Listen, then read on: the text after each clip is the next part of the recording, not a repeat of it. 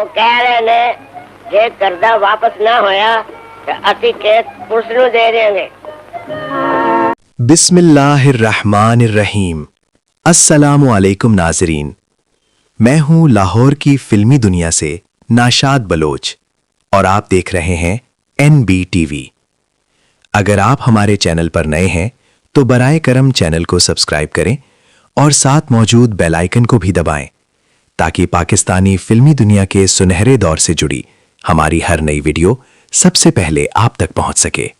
नाजरीन, NBTV का मकसद सिर्फ मालूमात फराहम करना नहीं, बल्कि पाकिस्तानी फिल्म इंडस्ट्री के उन अजीम फनकारों की असल, मुस्तनद और सच्ची तारीख नई नस्ल तक एक बावकार, खूबसूरत और हकीकत पसंदाना अंदाज में पहुंचाना है, जिन्होंने अपने फन से इस सनत की बुनियाद रखी।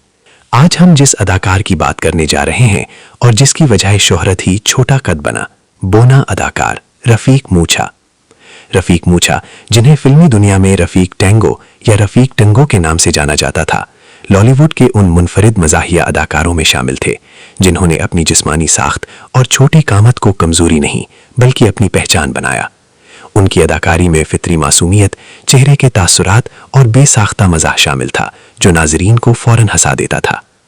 सिर्फ एक कॉमेडियन नहीं थे, बल्कि वो लॉलीवुड के सुनहरे दौर की एक ऐसी ज़रूरत थे जिनके बगैर कॉमेडी अधूरी समझी जाती थी। ओए की बना रहे ओए? कोई शेर दा पंजा छड़ दे, मुंह बना ओए। और मुंह च दंद हुंदे ने। पैदाइश और असलियत जो बहुत कम लोग जानते हैं। इनका असल नाम मोहम्मद रफीक था।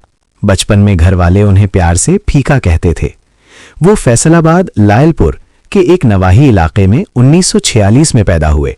उनका खानदान मेहनतकश था और उनका कद कुदरती तौर पर छोटा रह गया था, जिसे उस दौर में बोना कहा जाता था। वो गरीब घराने से ताल्लुक रखने के बावजूद अदाकारी का बचपन से शौक रखते थे। रफीक मूछा की रस्मी तालीम ना होने के बराबर थी। गुर्बत और जिस्मानी साख्त की वजह से वो स्कूल ना जा सके, लेकिन वो बला के ज़हीन और हाजिर जवाब थे। फिल्मों में आने से पहले वो फैसलाबाद के मकामी मेलों और ठेलों पर अवामी तमाशों में करतब और कॉमेडी दिखाया करते थे, जहां उनकी मज़ाहिया हरकत और जिस्मानी एक्टिंग ने लोगों को मुतासिर किया। वहीं से किसी फिल्मी एजेंट की नज़र उन पर पड़ी और वो लाहौर के शाहनूर और बारी स्टूडियो पहुंच गए। लो भाई, बैजा ते सहजा दोवें गए, और तू भी चल भूतन मार। उनकी पहली मशहूर फिल्म मौज मेला थी 1963, लेकिन उनको असल शोहरत रंगीला के साथ जोड़ी बनाने से मिली। शुरू में उनका फिल्मी नाम रफीक टैंगो रखा गया क्योंकि वो एक खास ताल में चलते थे जो डांस से मुशाबहत थी। बाद में उन्होंने अपनी मूछें बड़ी करना शुरू की, जो उनकी शख्सियत पर इतनी जची कि हिदायतकारों ने उन्हें रफीक मूछा कहना शुरू कर दिया। रफीक मूछा ने एक आम कदो कामत की खातून से शादी की थी। ये एक मोहब्बत की शादी बताई जाती है जो उनके खानदान की मर्जी से हुई थी। उनका एक बेटा और 2 बेटियां हैं। वो अपने बच्चों की तालीम के मामले में बहुत सख्त थे क्योंकि वो नहीं चाहते थे कि उनके बच्चे भी वही मुश्किलात देखें जो उन्होंने देखें। उनके बेटे लाहौर में मेहनत मजदूरी और छोटे कारोबार से मुंसलिक रहे। कैमरे के सामने हंसने हंसाने वाला ये फनकार घर में इंतहाई संजीदा और बावकार बाप था। वो अपनी निजी जिंदगी को फिल्मी दुनिया की ग्लैमर से बिल्कुल अलग रखते थे। रफीक मूछा टैंगो उन फनकारों में से थे जिन्होंने ये साबित किया कि असल फन खूबसूरती या कद में नहीं बल्कि अदाकारी के सच में होता है। जवान हुई मैं ते हुई कहंदिया ते हुई कहंदा रहांगा। अल्लाह ने चाहे तो कब्र विच पहुंचन तक ऐ ही कहंदे रहोगे। ओए किड्डा।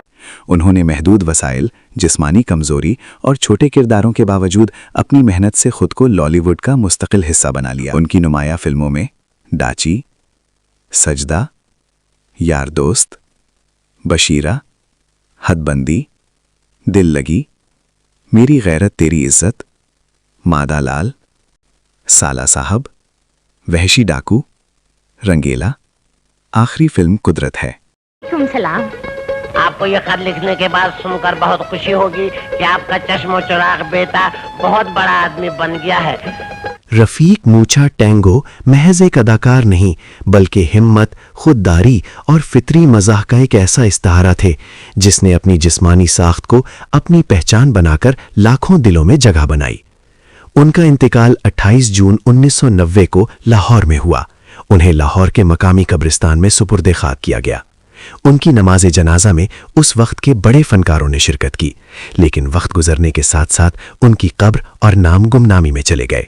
रफीक मूछा वो फनकार थे जिन्होंने साबित किया कि कामयाबी का ताल्लुक हड्डियों की लंबाई से नहीं बल्कि फन की गहराई से होता है। उन्होंने अपनी कामत को कभी रुकावट नहीं बनने दिया, बल्कि इसे अपनी ताकत बनाकर लॉलीवुड के सुनहरी दौर में अपना नाम सुनहरी हुरूफ से लिखवाया।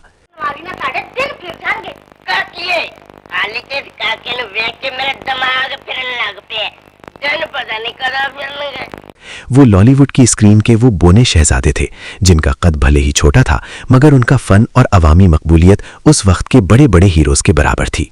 उन्होंने महदूद वसाइल, जिस्मानी कमजोरी और छोटे किरदारों के बावजूद अपनी मेहनत से खुद को लॉलीवुड का मुस्तकिल हिस्सा बना लिया। रफीक मूछा टेंगो वो फनकार थे जिन्होंने दुखों भरी जिंदगी के बावजूद लाखों लोगों के चेहरों पर हंसी बिखेरी। आज वो हमारे दरमियान नहीं, मगर पाकिस्तानी सिनेमा में कॉमेडी का जिक्र हो तो रफीक मूछा का नाम हमेशा जिंदा रहेगा। रफीक मूछा उन तमाम लोगों के लिए मशअल राह हैं जो अपनी किसी जिस्मानी कमी की वजह से मायूस हो जाते हैं। उन्होंने दुनिया को सिखाया कि अगर इंसान में टैलेंट और जुनून हो तो दुनिया आपका मजाक उड़ाने के बजाय आपके लिए तालियां बजाती है।